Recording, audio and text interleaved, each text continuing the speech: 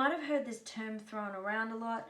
You probably see people at the casino putting money next to their bet after they've been dealt their first two hands and the dealer drawing a card out. Seems to be a lot of activity going on. What they're doing there is they're actually saying, I like my hand compared to what the dealer's holding. I'm actually going to take the opportunity that I'm given to increase my bet, double it, get given one card, and I believe that now I can actually beat the dealer, meaning I could win twice as much.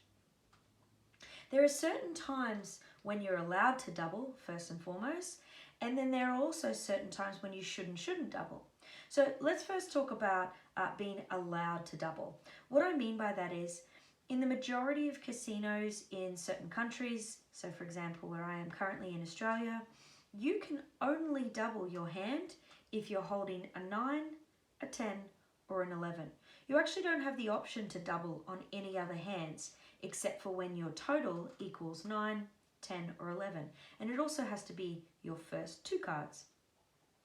Now, depending where you are in the world and which casino you choose to play at, sometimes you're allowed to double on any hand you like. It's just not wise to do it on every hand. And so we can go through when you shouldn't actually double. But here we can only double on 9s, 10s, or 11s. And there are different reasons you shouldn't, which I'll go through. Now, regardless of whether you can double on more than just 9s, 10s, and 11s, say for example if you're in Vegas, you can double on much more, or in any hand you like really, and there are different times that you shouldn't. Regardless of where you are, the rules are the same, or the basic strategy is the same for 9s, 10s, and 11s. So that's where we're going to start to talk about first. So when we should double, i.e. match our original bet, and then the dealer gives us their next card in the run. Okay, so let's start with talking about 9 as your first dealt hand. Now, it's fairly simple to remember 9s, I find. You always want to double your 9 if the dealer's holding a 3, 4, 5, or a 6. The easy way I remember this is 3 plus 6 equals 9. And so we want to double 9 if the dealer has 3 to 6. Always double your 9 if the dealer's holding between 3 and 6. 3, 4, 5, or 6. The reason that this is statistically better for you and you want to actually take the advantage potential of doubling your win is that the dealer must always get to 17. So when they're holding any one of these cards, they generally have to pull at least 2 cards in order to reach the 17 they must get to. The only exception to that would be as if they pull an ace with a 6. And in which case that's only 1 card to get to 17, but it is fairly rare that they'll do that. Chances of them pulling 2 high cards is much higher. And so what we always want to do is take advantage of the fact that we've got a 9, a pretty great hand to begin with. We draw 1 card, and now the dealer has to try and beat this hand, but they must at least get to 17. Not a good position for the dealer to be in, a great one for you. So if the dealer's holding between 3, 4, 5, or 6, you want to double your 9. And then the dealer has to pull out, say, 2 cards in order to try and beat you. They've bust, which means you've actually now won twice your money. Okay, let's talk about 10s now. 10s is a really great hand to start with. High chance of winning because high chance of pulling a 10. And so 20 is obviously a really good place for you to be.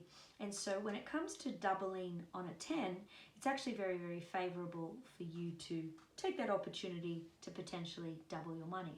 Now, there's really only 2 instances where you wouldn't double a 10.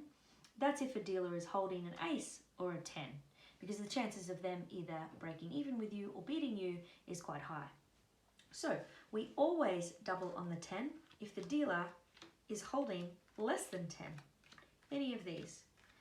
9, 8, 7, 6, 5, 4, 3, or 2. So always double your 10 if the dealer is holding less than 10. You get given 1 card, and we've now really increased our good chances of winning double our money. The dealer has to try and beat you, and even with a 9, that's very difficult for them to potentially do. So always double your 10 if the dealer is holding less than 10. Finally, let's talk about doubling on an 11. 11, very, very easy to remember. Basic strategy says always double on an 11. It doesn't matter what the dealer has. Now, every time I teach this, people say, even when the dealer has an ace? And the answer is yes, even when the dealer has an ace, always double on your 11. It's still a really great hand for you to take advantage of. And the chances of the dealer pulling a blackjack are still there, but it doesn't really matter as much as taking advantage of your 11 does for you. So we definitely want to double on an 11 and give ourselves a really nice chance to win big.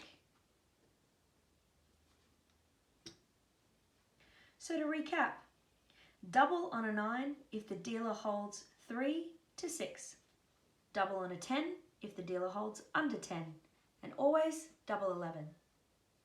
Doubles are great in blackjack. Essentially, all of the time when you're playing basic strategy, people who are counting, when you're raising and lowering your bets with a good betting strategy, all you're ever trying to do is gain an advantage. Professional blackjack players are referred to as advantage players. They're always trying to gain the advantage. And when you get given a particularly good hand statistically compared to the dealer's hand, you've got the advantage and you want to take advantage by potentially doubling your chances of winning. So doubles are great. So remember, double 9s if the dealer has between 3 and 6. Double 10s if the dealer has under 10. And always double 11s.